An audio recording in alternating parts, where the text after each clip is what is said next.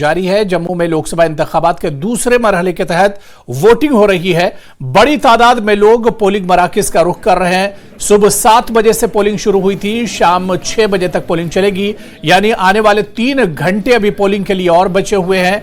अगर अभी तक आपने अपना वोट नहीं किया है तो न्यूज़ 18 JKLH आपसे अपील कर रहा है कि फौरन अपने वोट का इस्तेमाल कीजिए, अपने घरों से निकलिए, पोलिंग बूथ का रुख कीजिए और अपने वोट का इस्तेमाल जरूर कीजिए। इस बीच सख्त हिफाजती इंतजामात के दरमियान वोटिंग का अमल लगातार जारी है। 17.81 लाख से ज्यादा वोटर 22 उम्मीदवारों की किस्मत का फैसला ईवीएम में बंद करेंगे। जी हां, 17 लाख से ज्यादा वोटर जम्मू रियासी सीट पर हैं, जिनके दरमियान 22 उम्मीदवार अपनी किस्मत आजमा रहे हैं। 6 तस्वीरें आपके टीवी स्क्रीन पर हैं। जमहूरियत का शानदार जश्न इन 6 तस्वीरों के जरिए आप समझ सकते हैं। आरएसपुरा में लंबी लंबी कतारें लगी हुई हैं। सांबा में भी खवातीन बड़ी तादाद में निकल कर आई। जम्मू में नए वोटर्स बड़ी तादाद में निकल कर आए। अखनूर में भी वोट करते लोग देखे गए। राजौरी और रियासी में भी बड़ी तादाद में लोग वोट करते देखे गए। तो जमहूरियत के जश्न की ये बेहतरीन तस्वीरें जो आपके टीवी स्क्रीन पर देख सकते हैं, 6 तस्वीरों के जरिए हम आपको जमहूरियत का जश्न और इसके अलावा जम्मू आरएसपुरा की सीट पर आज जो वोटिंग हुई है उसकी तस्वीरें हम आपको दिखा रहे हैं। तो ये 6 तस्वीरें आपके टीवी स्क्रीन पर हैं। बड़ी तादाद में लोग वोट करने के लिए निकल रहे हैं। इन तस्वीरों के जरिए भी समझा जा सकता है। 6 तस्वीरों में आप देख सकते हैं कि खवातीन में आज बड़ा उत्साह देखने को मिला जमहूरियत के इस जश्न को लेकर, वोटिंग को लेकर। जो माजूर और कमजोर लोग थे, जो बुजुर्ग अफराद थे, वो भी आज जमहूरियत के जश्न में शामिल होने से किसी कदर पीछे नहीं रहे। बड़ी तादाद में लोग अपने घरों से निकले और वोट करने के लिए पोलिंग बूथ पर पहुंचे हैं।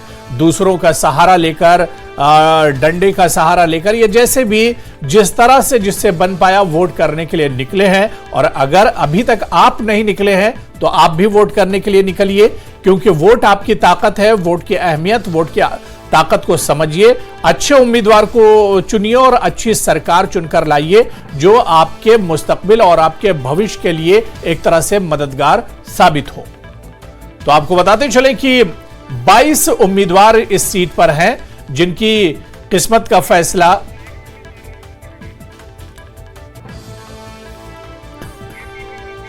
और चलिए अब देखिए कि जमहूरियत पे इंतखाबात आवाम की ताकत का मुजाहरा है। आज भी कुछ ऐसे ही नज़ारे देखने को मिले। अवाम व खवास, मर्द व खवातीन, माजूर और नौबियाहता जोड़े और फर्स्ट टाइम वोटरों ने वोटिंग के अमल में बढ़ चढ़ कर हिस्सा लिया। सुंदरबनी में 103 साल के बुजुर्ग ने वोट डालकर नौजवानों को कौमी फर्ज की तरगीब दी। तो आरएसपुरा में एक बुजुर्ग खातून व्हील चेयर पर वोट डालने पहुंची। राजौरी में एक माजूर शख्स हाथों के सहारे पोलिंग बूथ पर पहुंचा और जमहूरियत के जश्न में शामिल होकर दूसरों को भी बढ़ चढ़ कर हिस्सा लेने की तरगीब दी। रियासी में एक नौबियाहता जोड़े ने अपनी जिंदगी की नई पारी की शुरुआत की। दोनों साथ वोट डालने पोलिंग स्टेशन पहुंचे, जबकि राजौरी में नाबीना खातून पोलिंग बूथ पहुंची और अपने हक रायदही का इस्तेमाल किया। तो ये है एक तरह से जमहूरियत का जश्न, और जिस तरह से माजूर, बुजुर्ग, खवातीन सब ने बढ़ चढ़ कर हिस्सा लिया। इनके जज्बे को न्यूज़ 18 JKLH सलाम पेश करता है।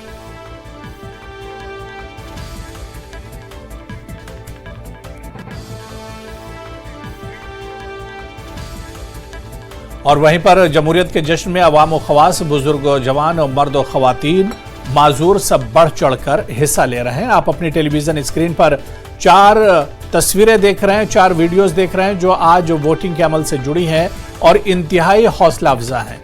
रियासत में 102 साल के बुजुर्ग ने हक रायदही का इस्तेमाल किया। तो इधर सांबा में व्हील चेयर पर बुजुर्ग वोट देने पहुंचे। आरएसपुरा में वोटरों की सिक्योरिटी अहलकार मदद करते नजर आए। वहीं इस पूरे अमल में फर्स्ट टाइम वोटरों का जोश भी देखने लायक था, काबिल दीद था। तो जो पहली बार वोट करने पहुंचे उनमें तो उत्साह था ही, लेकिन जो माजूर और जो बुजुर्ग वोटर्स हैं वो भी किसी से पीछे नहीं रहे। बड़ी तादाद में वोट करने के लिए पहुंचे। रियासी में बुजुर्ग वोटर जो 100 साल से ज्यादा जिनकी उम्र बताई जाती है वो भी वोट करने के लिए पहुंचे। सांभा में खातून, बुजुर्ग खातून व्हीलचेयर के सहारे पर पहुंची और इसी तरह से एक सिक्योरिटी जवान ने बुजुर्ग वोटर को सहारा दिया आरएसपुरा में और वो वोट करने के लिए पहुंचे। इसके अलावा नए वोटर तो इंतजार में थे कि कब जमहूरियत का ये जश्न आएगा और वो अपने घरों से वोट करने के लिए निकलेंगे। तो बड़ी तादाद में आज लोग वोट करने के लिए जम्मू और इसके अलावा रियासी की सीट पर निकलकर सामने आ रहे हैं।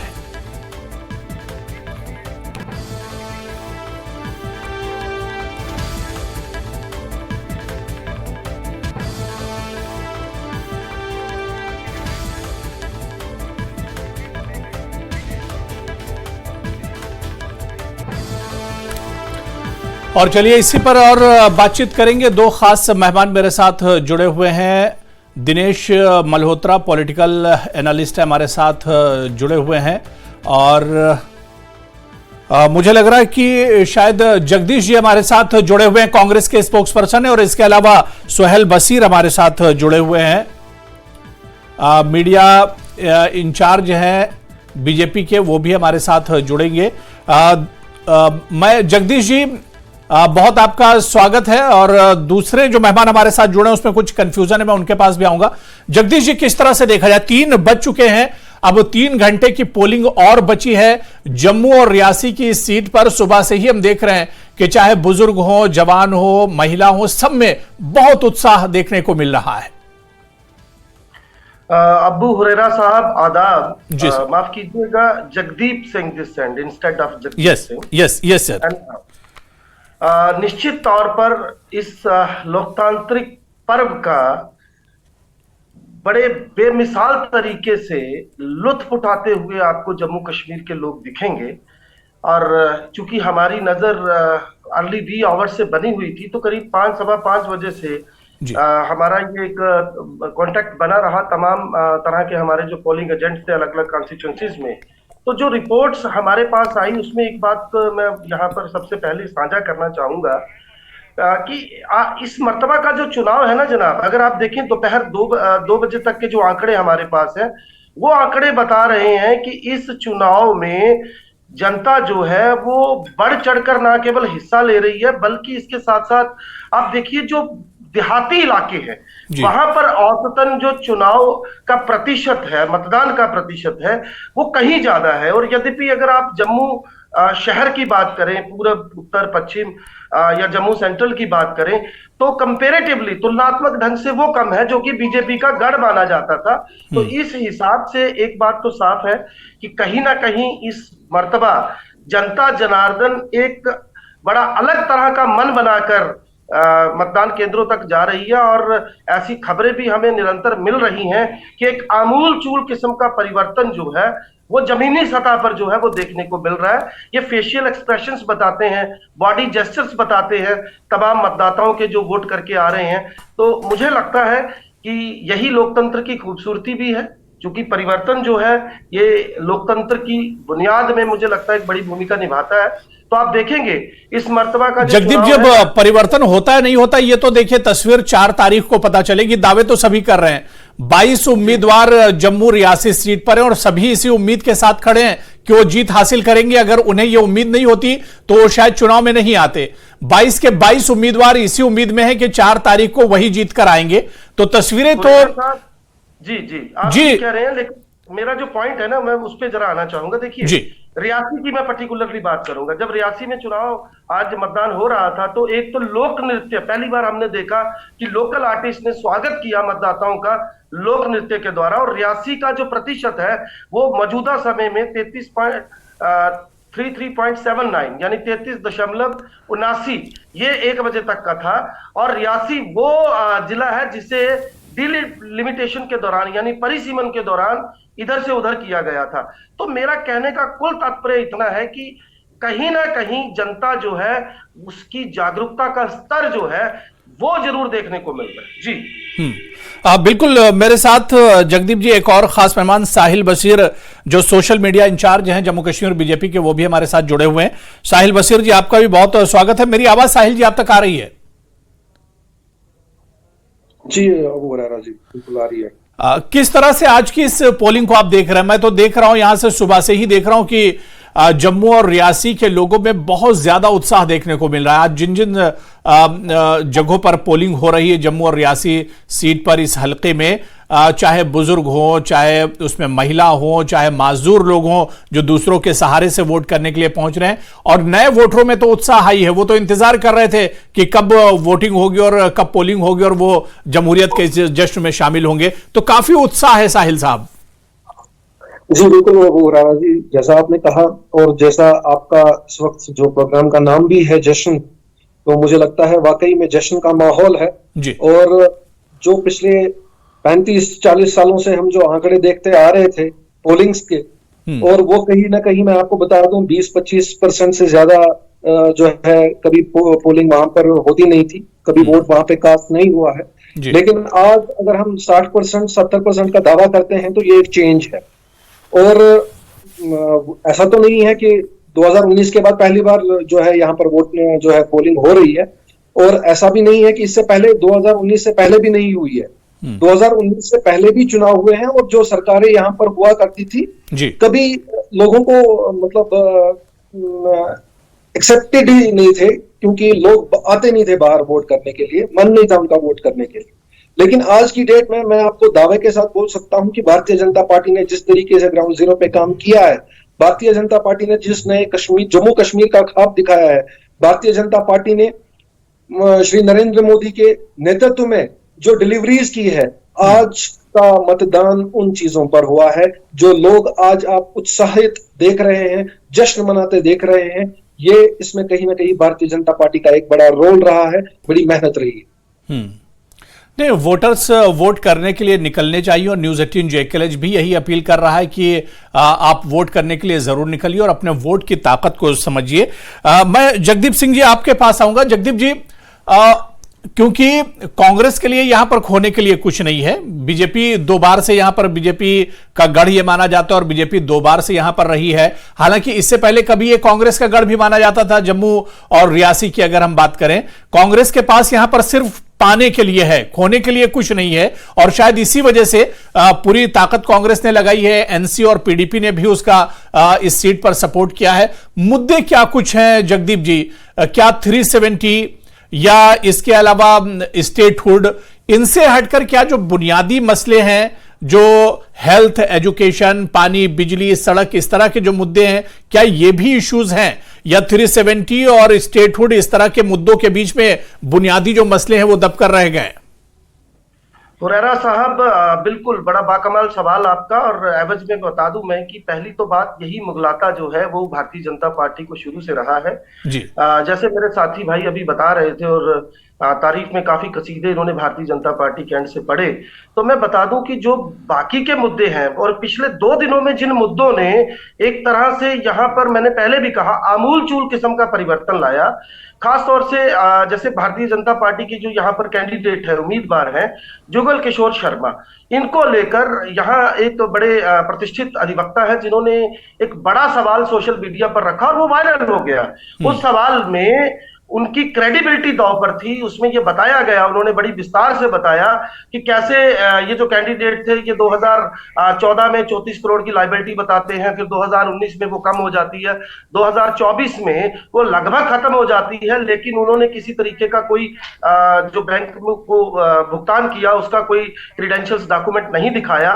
और हिमाचल में 2-3 बड़े नेता जो थे भारतीय जनता पार्टी के, उन्होंने एक जो है प्रोजेक्ट वहां पर लगाया और उस प्रोजेक्ट के बाद जो है बैंक का पैसा जो है वो दिया नहीं गया। तो ये एक बड़ा सवाल है।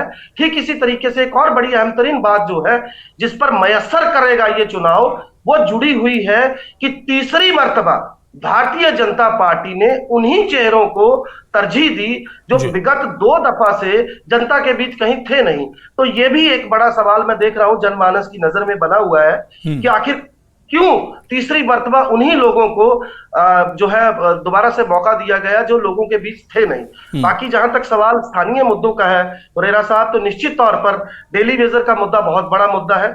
इसके अलावा आप प्रॉपर्टी टैक्स की बात करें, आप टोल प्लाजास की बात करें, आप इनके उस तथाकथित जो अतिक्रमण विरोधी अभियान था उसकी बात करें, आप बात करें सरकारी कर्मचारियों के बीच कहीं ना कहीं पसरे हुए उस असंतोष की, तो बहुत सारी बातें हैं जिन पर यह चुनाव में असर करने जाएगा और निश्चित तौर पर नतीजे भी बड़े चौंकाने वाले होंगे। जी हुरेरा सर। बिल्कुल।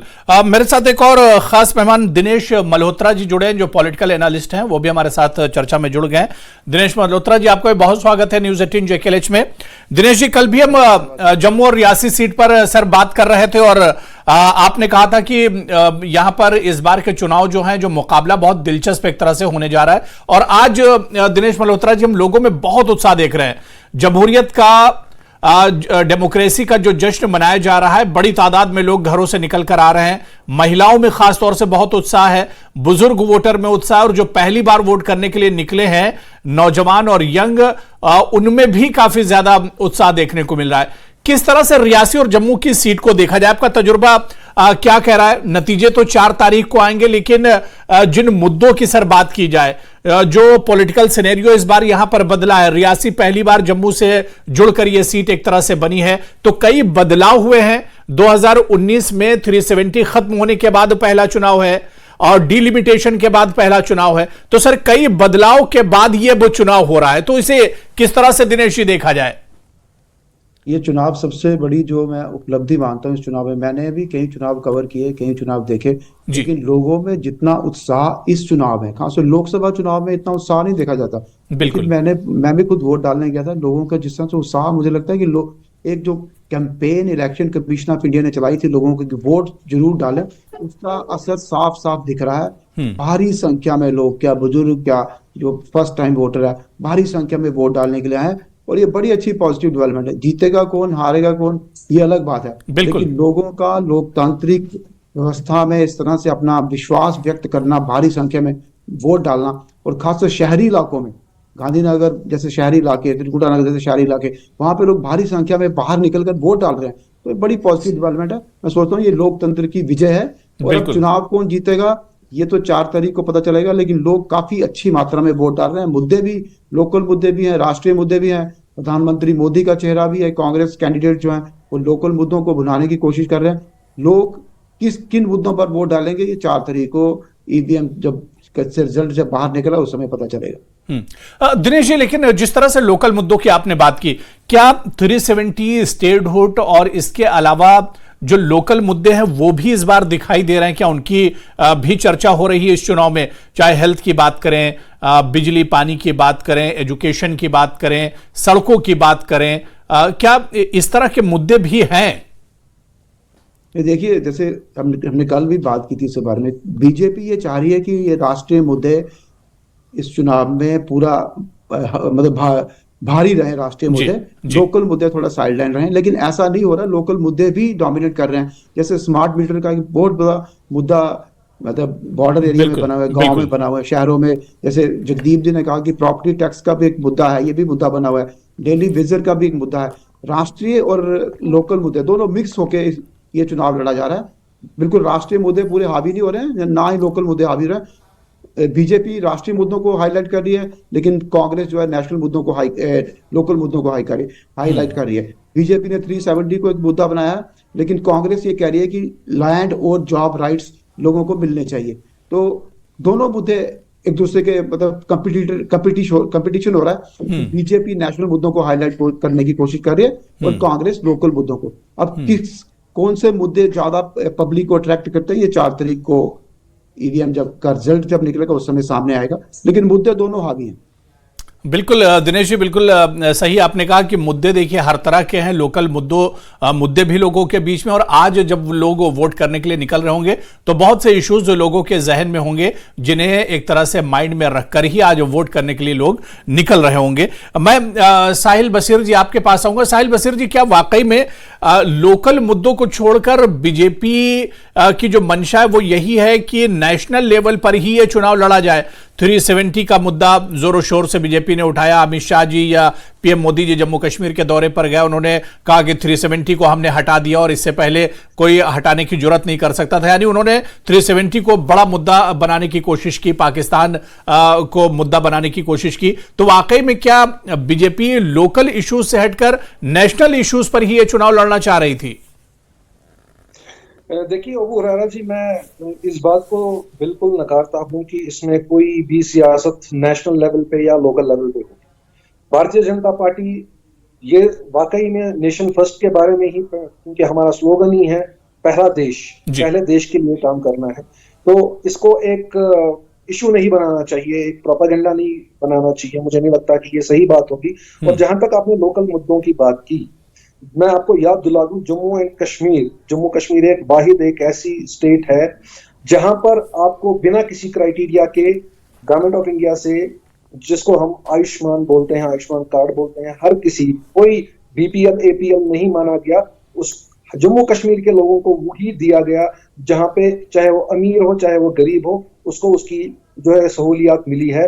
क्या ये नेशनल मुद्दा है? अगर ये नेशनल मुद्दा होता तो यहाँ पर इस बात पे कभी भी इन चीजों पे सियासत नहीं होती। आप रोड्स के हवाले से बात करें, जो 24 घंटे 18 घंटे 16 घंटे आप ट्रेवल करते थे श्रीनगर जम्मू श्रीनगर, आज वही ट्रेवल आपका 4 घंटे में 4.5 घंटे में कंप्लीट होता है। मुझे लगता है कि ये जो डिलीवर किया है हमारी सरकार ने, जो डिलीवर किया है यहाँ पर जम्मू कश्मीर के अंदर, ये कोई नेशनल चीज नहीं है। आप कॉलेजेस की बात करें, आप यूनिवर्सिटीज की बात करें, आप हेल्थ इंस्टीट्यूशंस की बात करें, आप एम्स की बात करें, आप इंजीनियरिंग कॉलेजेस की बात करें, जो जहां पर कश्मीर और जम्मू दोनों जगह दिए गए हैं, ये मुझे लगता है कोई नेशनल लेवल का जो है कैंपेनिंग नहीं होगा, कोई नेशनल लेवल का उसमें ये नहीं होगा, बिल्कुल लोकल है। इस वक्त अगर हम बात करेंगे कि हम ऑन द पार्लियामेंट के फ्लोर पे हमारे माननीय होम मिनिस्टर ने कहा कि स्टेटहुड यहाँ पर वापस